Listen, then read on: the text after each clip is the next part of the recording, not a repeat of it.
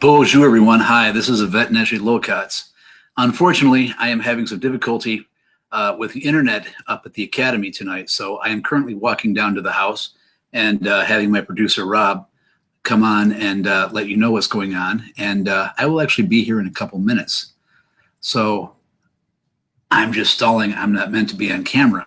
So who is out there in Facebook land that we may see? Tonight's show is going to be on the Super Elder, which are the elders out there who are really old and have a lot of wisdom to teach us. I know Neshi's mom falls into that category, being I think she's 101, actually being alive long enough to be alive during the last pandemic, although not old enough to remember it. Having been able to see that many things in life, I know a lot of times with everything going on, it takes, I take great comfort in being able to talk to my mom, asking how things were back in the day when things were probably more chaotic than they are now. We just happen to have these little resurgences come up every now and then. But anyway, who do we have out there in Facebook land? I do have some radio experience. Unfortunately, I generally tend to play music, so I guess if there's anybody out there, I will try to find a music selection for you all in the meantime regarding elders. So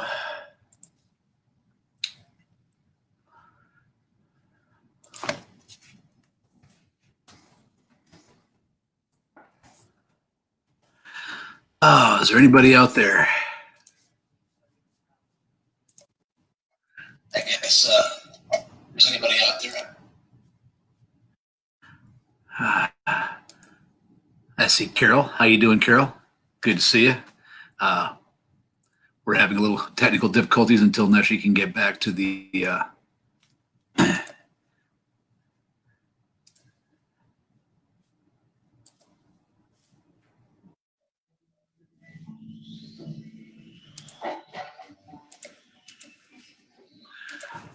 So in the meantime, I'm going to put on a music selection because, like I said, I was a DJ, and that's all I know how to do. So let's push this to staging. We'll show this in the stream, and I will let you enjoy.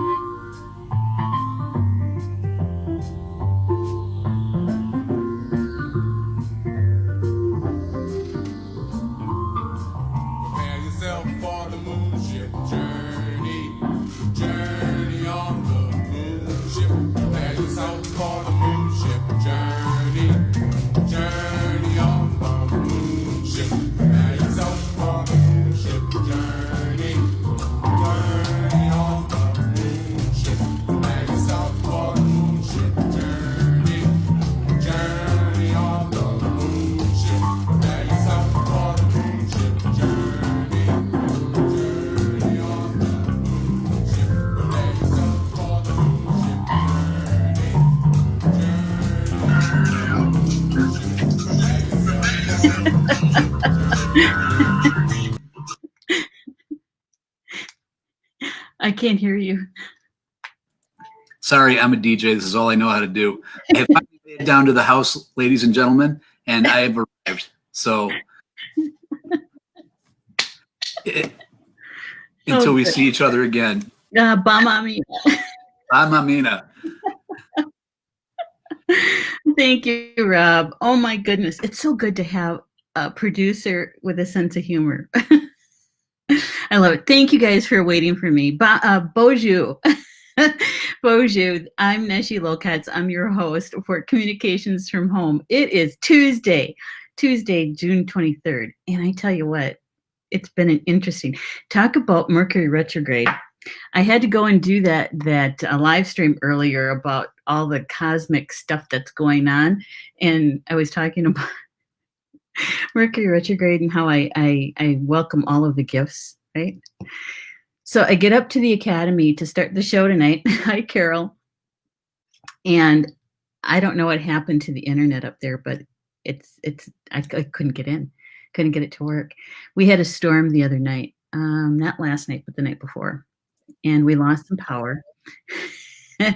And Paul went up and he grabbed the cable box from up there because the cable box here at the house, I don't know what happened to it. So he grabbed that one, but I was lost. I did everything I knew what to do and I couldn't get it to work. So I came back down to the house knowing that my internet here is good. So anyway, that was the delay. Thank you all for waiting for me. I do appreciate it. And I don't know if Rob asked or not about the liking and the sharing of the live stream. If you haven't done that yet, I would appreciate it if you did, because I'm going to send it over to my news feed, and then we'll get rolling on Super Elder. Okay, hang on. Let me find our live stream. And I'm so glad you guys are here with me. Welcome. And for those in the chat, thank you so much. And for those that are going to be watching this by the recorded version, thank you for doing that as well. Spending time with us and listening to the information about eldership and also the super elders tonight. Now it's taken, why can't I find the live stream? It's here. I know it's here. Let's see. That'll do it. That'll do it. Yay. Okay. So I'm going to send it over to my news feed. I'm going to post it. And Rob did all of the other postings. So thank you for doing that, Rob. And that's something, isn't it? So anyway, tonight for Communications from Home, I've been doing this series about eldership and what is an elder, right? And how this even came to me was I was listening to an Audible book, a book called The Elder, and there's like 3 different books within that series by Clarissa Pinkola Estes. And she, the way that she frames the elders it was very intriguing to me. And actually it had me kind of pause and consider how I consider or not consider myself an elder. And what does that even mean, right? And so we've covered a few different versions of or perspectives of an elder. We did the reluctant elder. We did the rookie elder, right? We did the unrecognized elder. And tonight we're going to be talking about the super elder. And I'm hoping that you will be able to join me with this conversation. And Rob, if we could either put the overlay up or my name on the screen, that would be great. Thank you.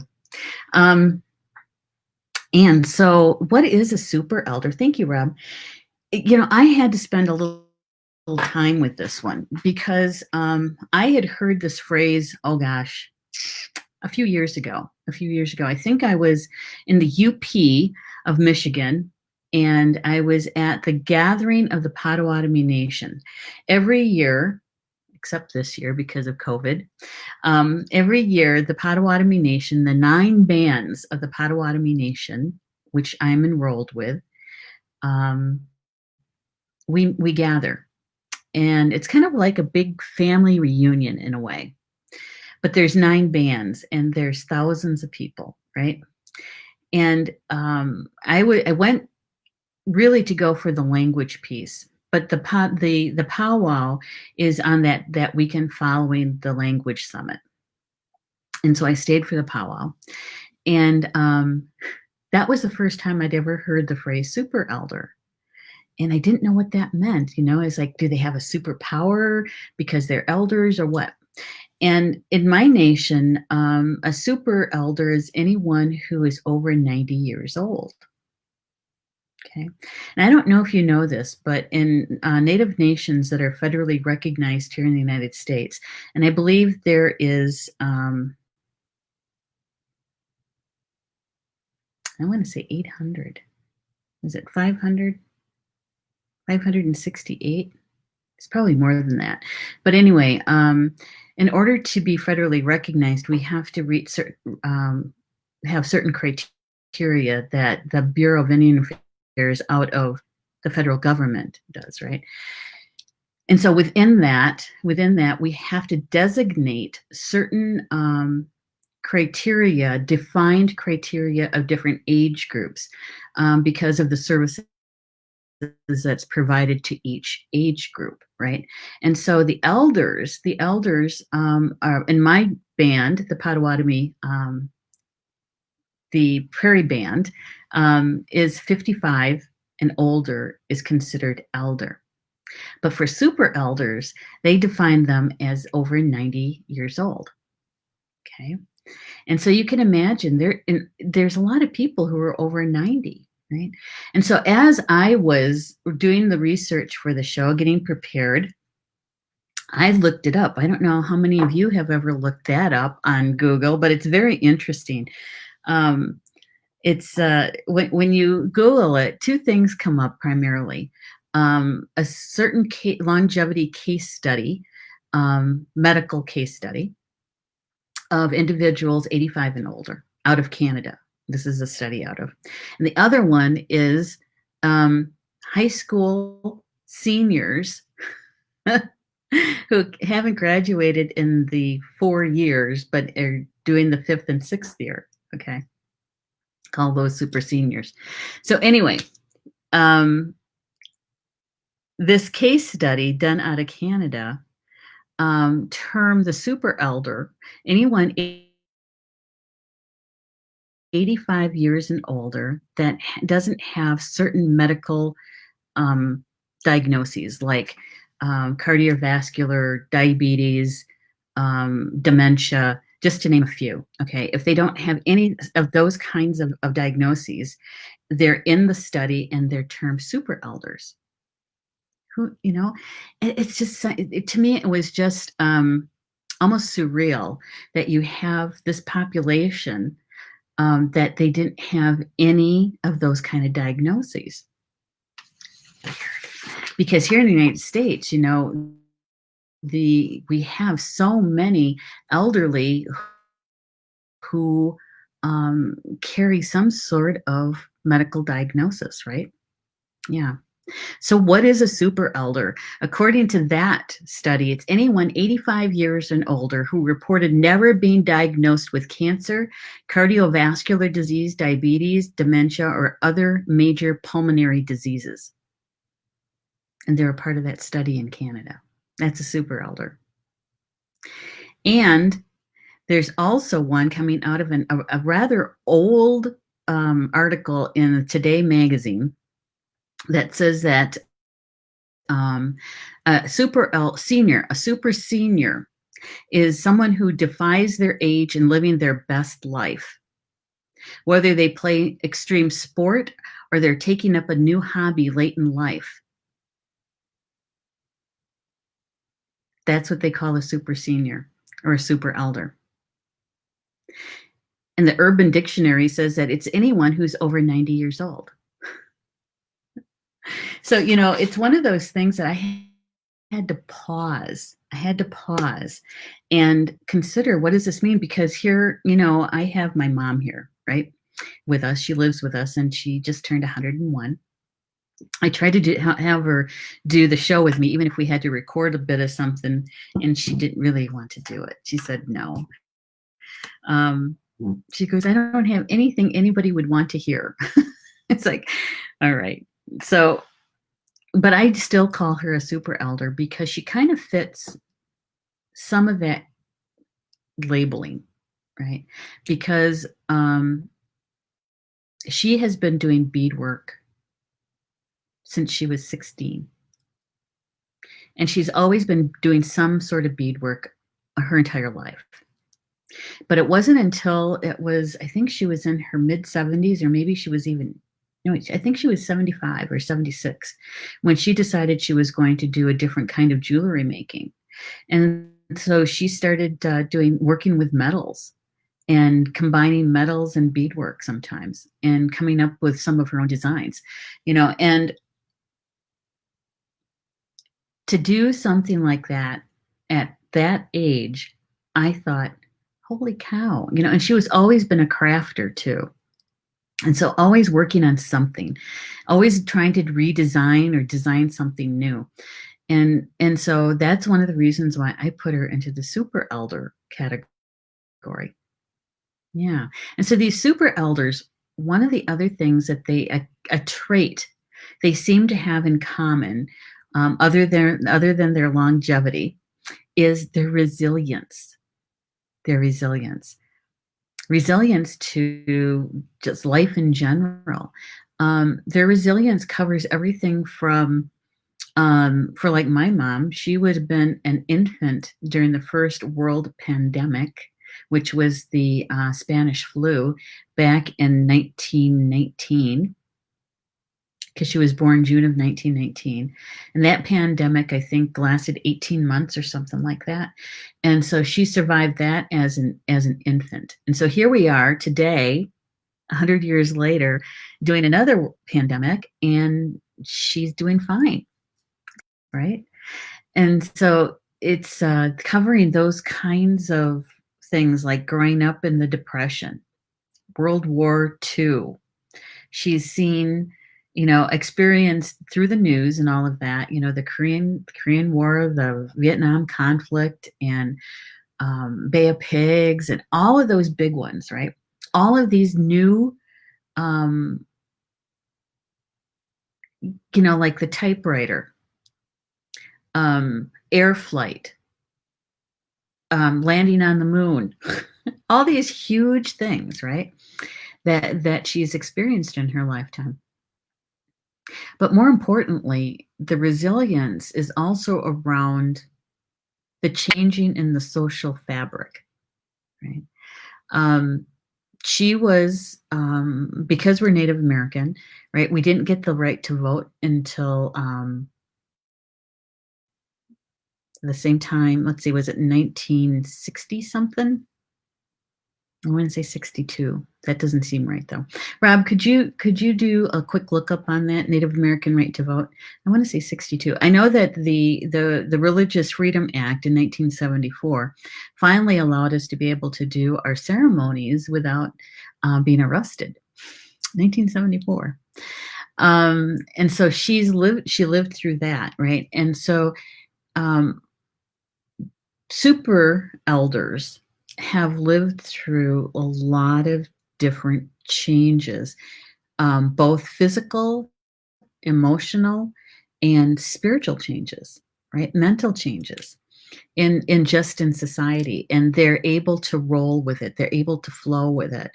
My mom moved around a lot. 1962. Thank you. I knew it was in the 60s. Thank you. The right to vote for Native Americans, 1962.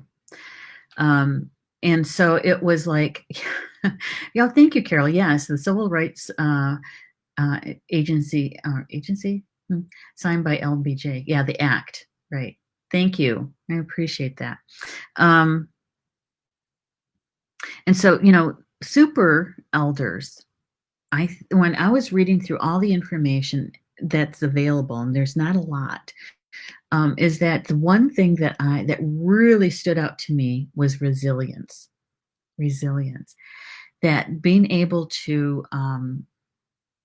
weather those kinds of things, right?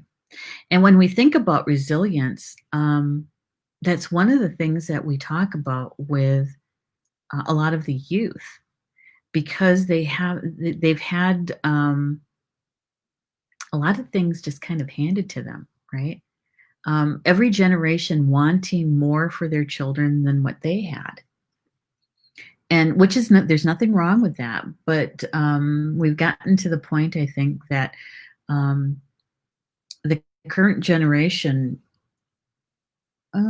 let's start with maybe the Gen Xers, right? That they've had a very easy life, and so they don't know a lot about that resilience, right? The being having to sit and be in their emotional pain, right? Their physical pain, their mental pain, and so the resilience is lower than someone who's in 90 or older, or 85 and older, right? Yeah, that resilience. One of the things that Clarissa Pinkola S. has talked about in her book, when she talks about resilience, she talks about trees and how trees naturally, as they age, is they begin to harden the interior around the soft pulp in the interior, right? That's where you get the bark, and then you have those growth rings, right? And that they harden, and that's actually a term for trees, is hardening. And where do they get that from? From going through the seasons, weathering the storms, the winters. If a sapling can make it through the winter, each year will get easier and easier for them. Yeah. And so Clarissa kind of uses that as a metaphor for even human life, that when we learn how to be able to cope, right, in a healthy way to cope, is that we start to build our resilience, right? Yeah. And so, although I have to say, I've spent a lot of time with elders. I've been doing elder stuff for about 10 years now, probably longer, probably more like 15 years, just with my parents and my grandparents and that sort of thing. But watching them, you can certainly see the resilience, right? But I think that there's also a tipping point to that too, because I watch my mom, who has, she says, there was a time when I was a lot stronger. She goes, now I cry at commercials, you know, or she gets, she calls it weak. I don't call it weak. She gets emotional about things, right? And anxious. She gets anxious. And I told her just the other day, it's like you spent all that time being really strong, right? You spent all that time being really the stable one for us, her children. And now I said, you don't have to do that anymore. You don't. You did your job. You did it, and you did it pretty darn good. And I said, now you can just be that soft-hearted person that you were always meant to be. And so, and it's okay. It's all right to be able to show that part of yourself now, right? And it's because it's a safe place to do it. It's a safe place. And so, yeah. So I think that there comes a point in a super elder's life where they do, even though they have that resilience, and there comes a point where they actually start showing their vulnerability. Yeah. At least that's been my experience with that. Carol, I don't know if you have any experience with a super elder. If you do, let us know in the comments, okay? Because it'd be nice to be able to see how that rolls for other people. It's not like I think that we're getting more and more that we have people in our lives that are much older, right? Can you remember when you were a kid and you thought an old person was like in their 40s or 50s? Do you remember that? I do. Or I can remember stories about my grandfather, my mom's dad, that he was still foot racing, running with my older brother, who's 14 years older than me, that they would race. And my grandfather was in his 70s when he did that with my brother, right? And so when I was 14 years old, my grandfather was quite old. He was in his 90s, right? And so when I say I've spent a lot of time with super elders, I have. I really have. To be able to sit down and have those kinds of conversations with them, right? And believe it or not, a lot of them like to talk about food. They don't eat much. They don't eat much, but they like to talk about food, whether it's recipes, the price. Even right now, my mom can't believe how much it costs for a pound of coffee. She goes, and that's one of her favorite things, right? And I said, well, of course we're going to buy coffee for you. I'm going to have it too, and she even has it with real cream now. She didn't for a long time, but yeah, she was just amazed at the price of coffee. And she goes, if I was still keeping a home, there's no way I would be buying coffee. We'd be drinking tea. Yeah. So those kinds of things, that the super elders are their stories, the kind of stories that they share. I am just a quiet listener. I take it all in. And a lot of times my mom will say to me, oh, you ask too many questions. But I usually wait. I wait until she's pretty much done, and then I start asking questions, because she was raised not to ask any questions at all. Yeah. All right. So Rob, let's see what people are saying. Carol says, my dad reached the super elder age. He retained his wisdom till the end. Oh my gosh. So how old was he when he walked on, Carol?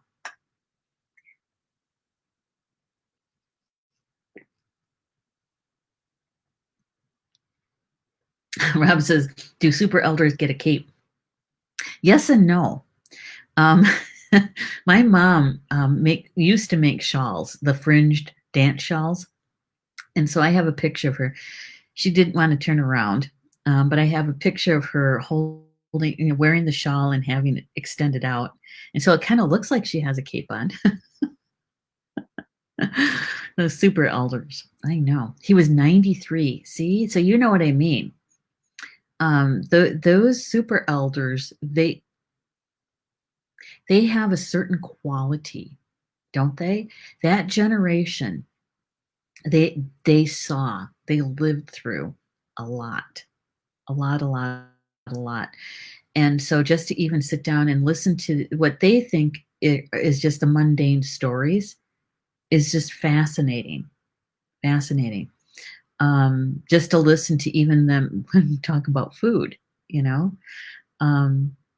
just fascinating that they were able to literally live through, and some of them really thrived through some real adversity. Yeah. My mom used to say, I feel so sorry for you, for your generation sometimes. And I said, why is that? She goes, because when times get tough, you guys aren't tough enough. You're not tough enough to hold up underneath that kind of pressure. When she was talking about that, she was talking about no electricity, which means no internet, no computers, and there's no air conditioning, no television, no radio, right? She goes, and she goes, and you would have to grow your own food because just to get to town was a task. You had to walk. Where she grew up, where she spent her childhood, in north central Wisconsin, in a little town called Wittenberg. They lived just outside of town. Okay. And they didn't have mail delivery, so they had to walk in to get their mail. Rob says, no phone, no bots, no motor cars, not a single luxury. That's true. It really is true. It is. No fans, I don't know. I spent part of my childhood, until I think I was 14, we had no air conditioning, and so, yeah, 80, 90-degree heat. We spent a lot of time outside in the shade. But at night, yeah, trying to sleep with it when it's so hot. Do you guys remember that? Any of you? No remote controls. No Netflix. Yeah, so she says that it's kind of difficult. We would have a hard time. I said, yeah, but I think that we would be creative. I said, I think that we would be creative and we would know that community would mean a lot, right? So, yeah. So what else do we have, Rob? Any other comments? Carol saying, I was lucky in that I was the recipient of his stories many times around a campfire. Don't you just love just those memories even, Carol, right? Just remembering the stories that they told, right? The first time I heard the stories, the first run of the stories, I really didn't pay much attention. I didn't, because I was just a kid, right? But I get a second chance. So actually, this is a third chance now to hear those stories again, and I have a lot of them recorded now, so that's really good. Yeah. So thank you for that. Yeah, those campfire stories. Rob says my brother and I were the remote controls. No. That's so true. That's so true. Because so were we. Except that, did you have to go out there and change the direction of the antenna? Did you have to do that? We did. Yeah, you had to open the window. No, more to the right. No, stop right there. It's good. Yes, I remember that. And so Carol's saying, my dad rode down Signal Mountain by Chattanooga on the handlebars of Uncle James' bicycle. Oh my God, they must have just flew down that mountain, huh? Holy smokes! Yeah. Now, see, my mom remembers when there wasn't snowplows, that they used horses to pull wooden boxes. And she goes, they were still cutting a V. They still had the V, but it was pulled by horses. So interesting stuff. Those super elders, that's one of the reasons I think that I believe that they deserve to be respected, even if they're oldsters. And we went through that last week.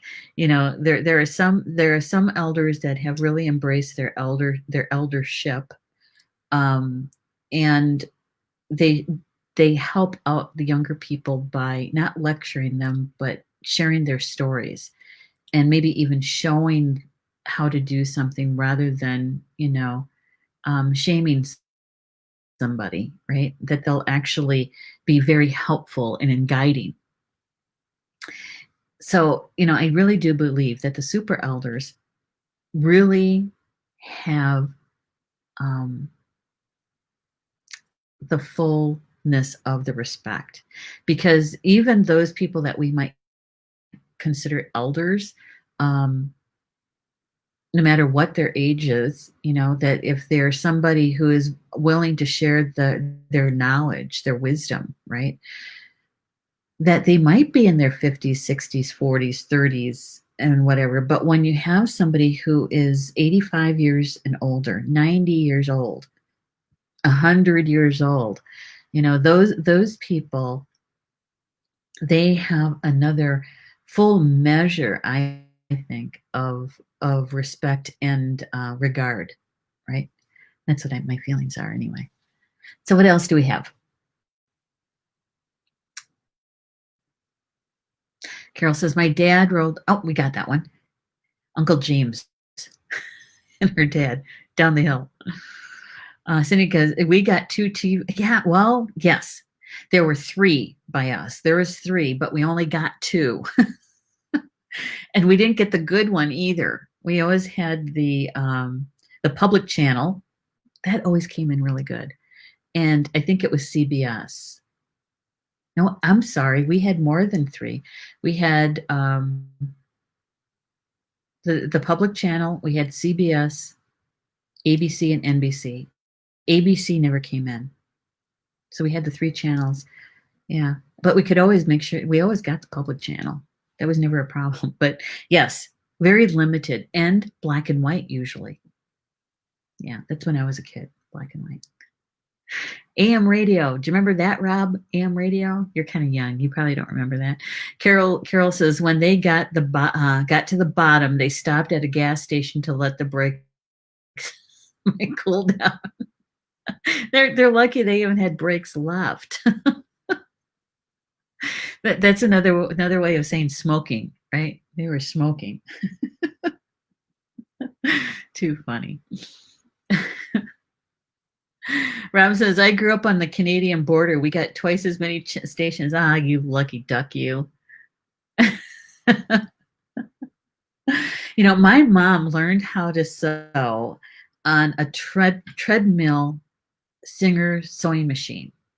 I don't know if you guys even know what that is, but it's a treadmill, and you had to use your foot to get the needle, the arm of the needle to go up and down. Yeah, and that's what she learned on. And my grandma had one. I've used one, but no. Those things, you know, a lot of things were very manual in the super elders day. And so when they get to talk to us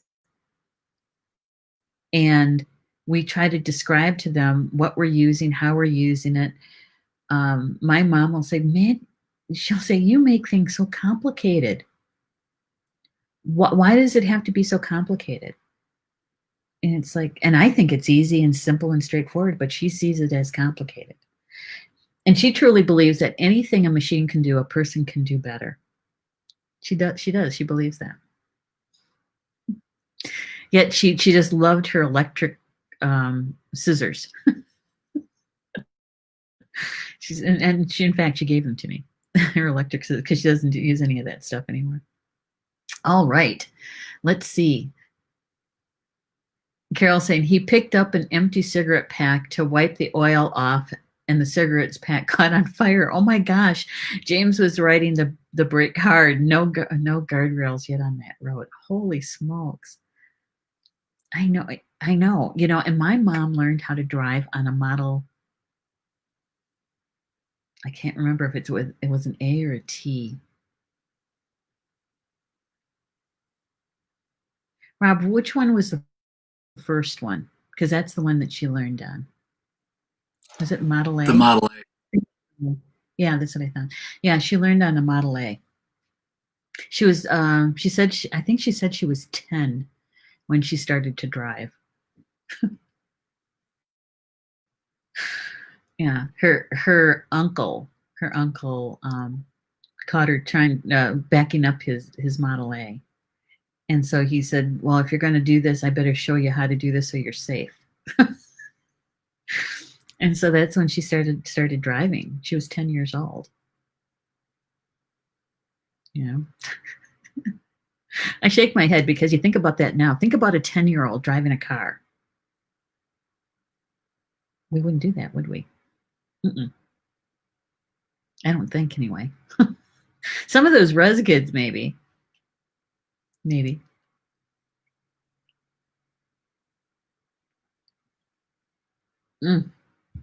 All right. So here's another thing that I ran across for super elders.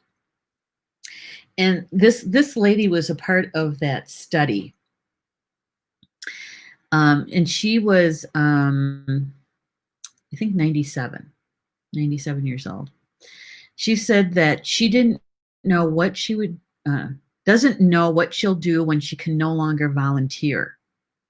She says that if I'm not useful, what on earth good is it?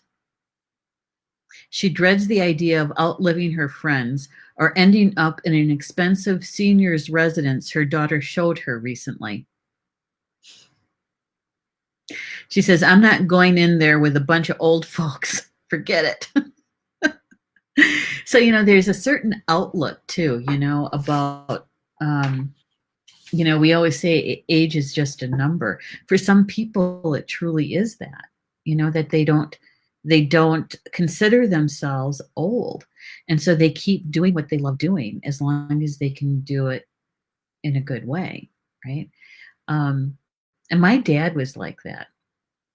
He would always talk about, oh, you should have seen all those old people. And I'm like, they're the same age as you are, you know. And he would. That's how he was, though, and he literally used up every ounce of life energy force when before he walked on, and yeah, and and I take a look at those super elders, and man, some of them have better blood pressure than I do. Hmm.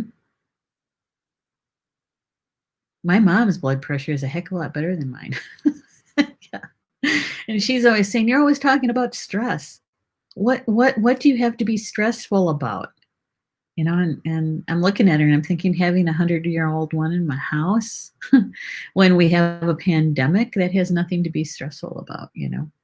She likes to tease me a lot too. And that's the other thing, is that many of the super elders, they really do believe in a sense of humor, and making sure that you have at least one good laugh a day is what my mom says. She says, if you can just laugh really good just once a day, she says, that's a really good day. And so, and sometimes that laugh happens until the very, very end of the day when she's getting ready for bed, and some of the things that happens. It's like, so we have a good laugh, right? So there's a sense of humor. And I think that's connected to the resilience, don't you? It's that part of that resilience. And sometimes it's the ability even to not just to laugh about other people or at other people, but to laugh at yourself, right? Because she finds some things pretty darn funny. And I'm going, but that's not funny. She goes, yes, it is. It's like, yeah, but you almost fell. She goes, but still, like, it's because of the way things occurred. She found humor in it. Yeah. Resilience to be able to do that. So, Rob, do we have other comments we'd like to get caught up on? Oh, so you still listen to AM?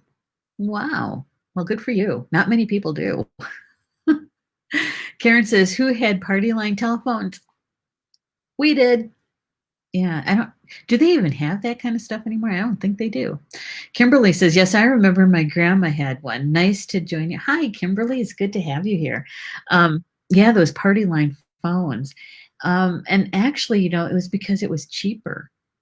To have a private line was expensive. It was expensive. Yeah. You really got to know your neighbors. Whoever shared that line, right? Yeah. I remember that. I was quite young, but I do remember that. I still remember when out in the country they had milk delivery up until I think I was in first or second grade. Yeah, where the milkman literally came in his little white truck and delivered milk and eggs. I think it was milk and eggs. Yeah. Dang, we could never get chocolate milk either. It was once in a great while. So let's see. Carol says, my grandmother had a treadmill machine and I learned on that. Yeah. And it was different. Yeah. And the tension and the whole thing was different. The whole thing. One time I asked my mom, and what I'm going to do? I'm going to download all of those MP3s that we have out on Blog Talk. We had a show early on back in 2013. Yeah, 2013. It was called Elder Hour. And I interviewed my mom, I don't know, maybe 7 or 8 times. And we have those recordings there. So what I'm going to do is I'm going to have those downloaded. And then we're going to upload them onto YouTube, onto our channel here. And so you guys can listen to some of those Elder Hour, those old shows. Because she was sharing, I asked her, what was the one invention that she felt changed for a lot of people, right? You know what she told me? She told me the typewriter. I said, the typewriter? She goes, yeah, the typewriter. I thought she was going to say computers or air travel. No, typewriter. She said that the typewriter changed the lives of a lot of women, that a lot of women were able to feed their children, to have a roof over their head, to have decent clothes and education. She said it changed the lives of a lot of women because men didn't see typing as a man's job. And so that's why they had the secretarial pool. And that's why women went to go learn how to type and how to take shorthand and all of that. Yep. And she said that they used to pay by the minute, right? So how many ever words you could type in a minute. And she said women got very fast at it, so fast that they changed the keyboard to slow them down. But that's what she said. She said that it was the typewriter that she felt changed the lives of a lot of people. And that was for women. So, yeah, thank you for sharing, Carol, about your grandmother's treadmill machine, sewing machine. Yeah, and Karen says, I learned on a treadmill. Did you really? I would have never thought so many people would have. But yeah, that's not how I learned how to sew. I learned on my mother's electric sewing machine. My grandmother still had her sewing machine when I was just a little kid. And so she'd let me kind of, do scrap material kind of thing, and you really had to watch where your fingers were on those. Yeah. So it's so different, isn't it? So different. Yeah. Those super elders. Cindy says, we still have one of those sewing machines. You do? That's a real antique. Antique. That's like a super antique.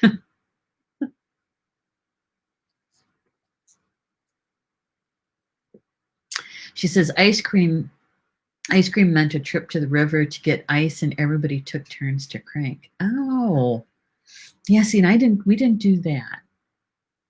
Yeah. Yeah, we didn't do much of the ice cream thing. And I remember my mother making a lot of lemonade. We didn't have Kool-Aid because sugar was too expensive. But the lemonade with just a little bit of sugar in it. Iced tea. But nope. Not ice cream. I can also remember, I was just thinking, we always had chickens. So it wasn't until I was much older that, we had store-bought eggs, that kind of stuff. Yeah.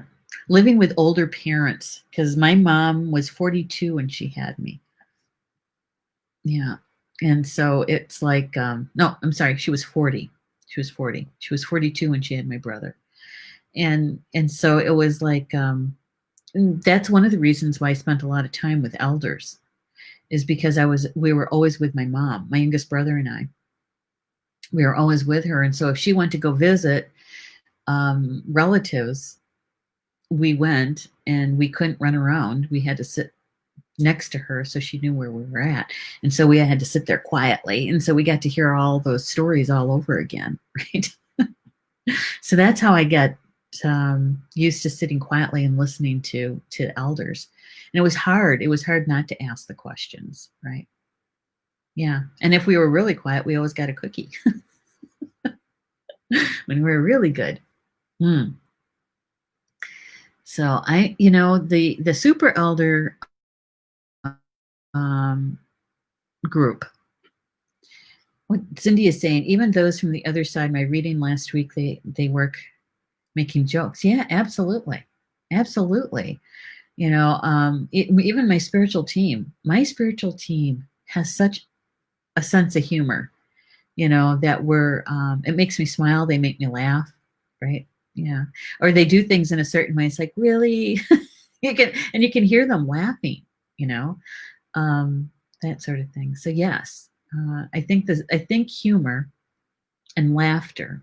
Laughter is it's good medicine, right? It's good medicine. Yeah. Okay. Who's next, Rob?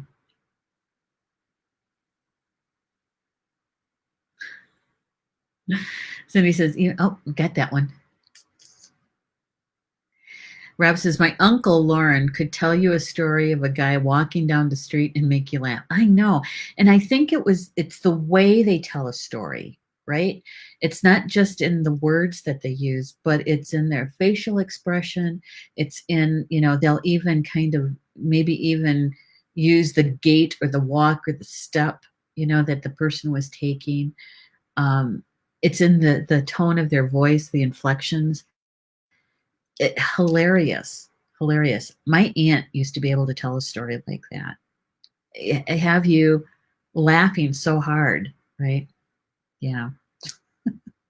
I haven't had one of those in a while.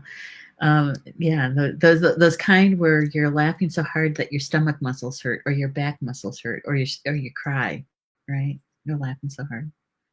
Yeah, thanks for that, Rob. Those storytellers. Cindy says, I still don't know how to sew. Oh, you lucky duck. My mom, she wanted to make sure she was that gold star mom, So she taught me how to sew using a sewing machine, but also how to sew by hand. So if I have to mend something, I can do that. Buttons. I can sew a straight line. But she also taught me how to embroider, crochet, knit,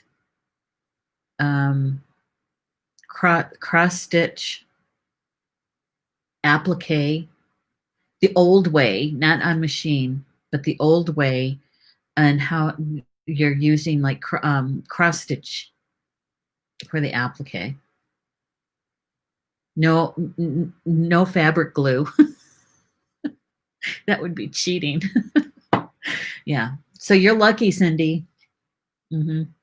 My mom never had a dishwasher, a mechanical dishwasher, because she had me. Still has me. But I do have a dishwasher. Yeah. Yeah. So we were remote controls and dishwashers when we were kids, right? Rob says, my dad had an electric ice cream maker, but he just liked to make it. Ah, good stories. Good stories. Rob, how old are your parents? Cindy says, Mom loved to iron and mend for me. Mending. A lot of people don't even know how to do that. And a lot of people don't know how to iron anymore, right? Looking for somebody to help me care for Mom. We literally have taught 3 people how to iron, taught 2 people how to make a bed. Can you believe that?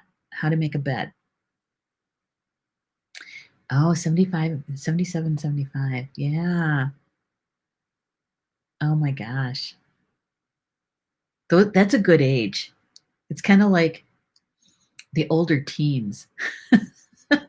The people in their 70s, they're like older teenagers, Yeah, because usually they can still get around really good, and they're still they're out there enjoying, right?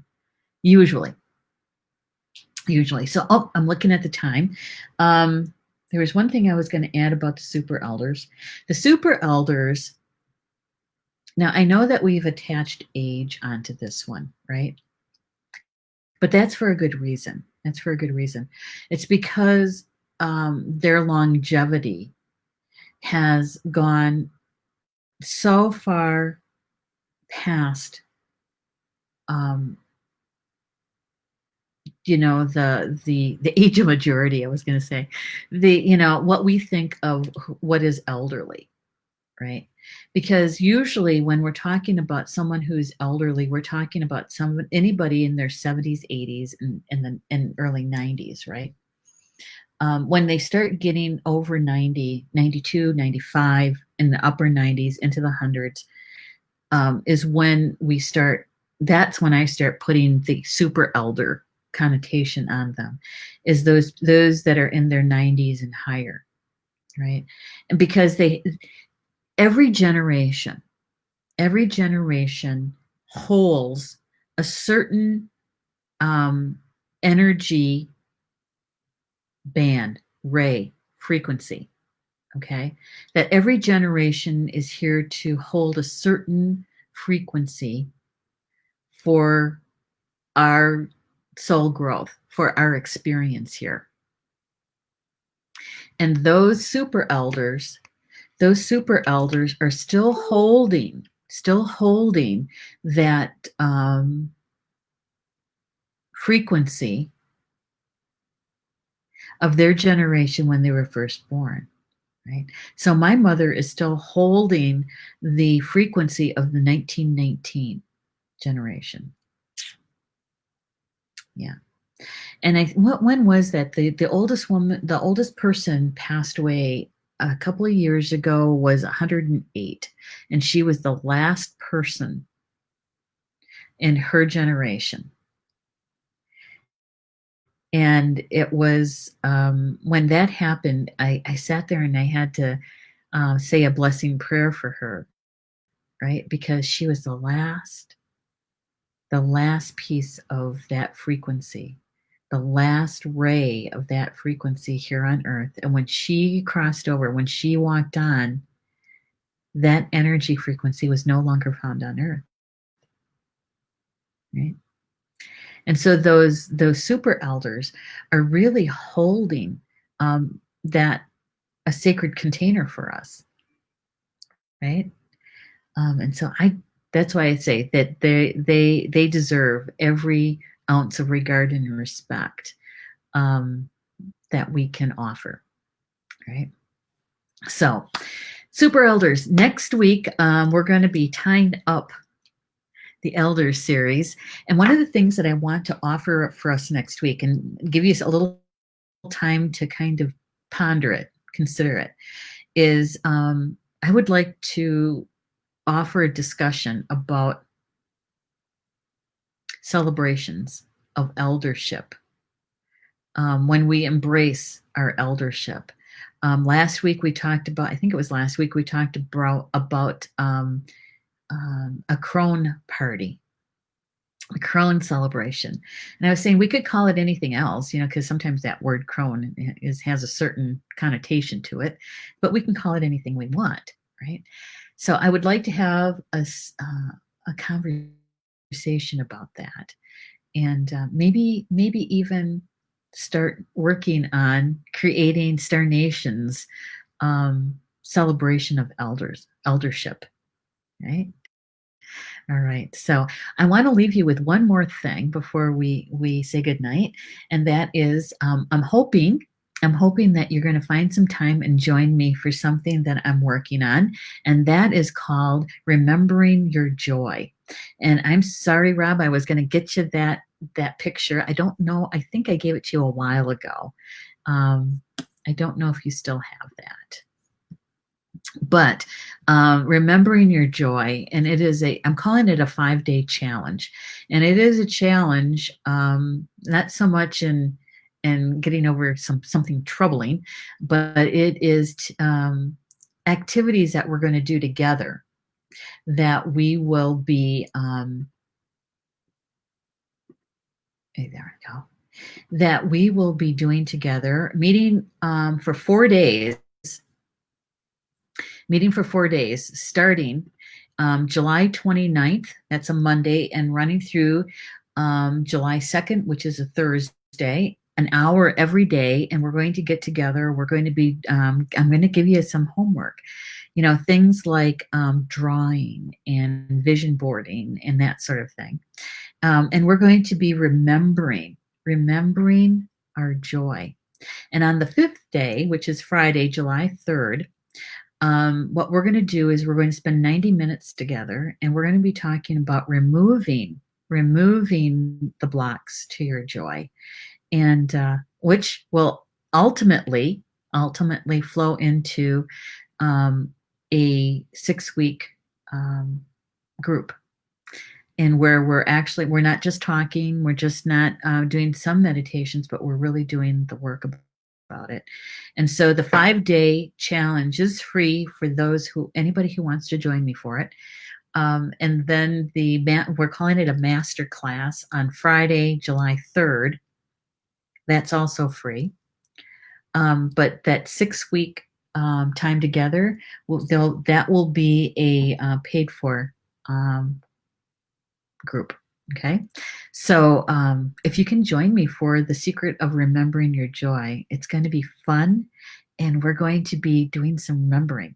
Okay. All right. So if you want to do that, you can, I will, all I can do is say rats. I was going to have all of this stuff to Rob before the show. And so, Rob, I'm sending you the short link too for it, okay? Here we go. There we go. And you can just click that link, and that will take you to the place to register for the free 5-day challenge. And you and I can be together, and we're going to remember our joy, okay? All right. So with that, thank you so much for being with me this evening for Communications from Home and sharing about super elders. And we'll see you next week on Communications from Home, where we're going to share a little bit more about eldership. And so enjoy the rest of your Tuesday evening, and we'll see you next week. Bama Mina, that's Potawatomi for until we see each other again. Love you guys.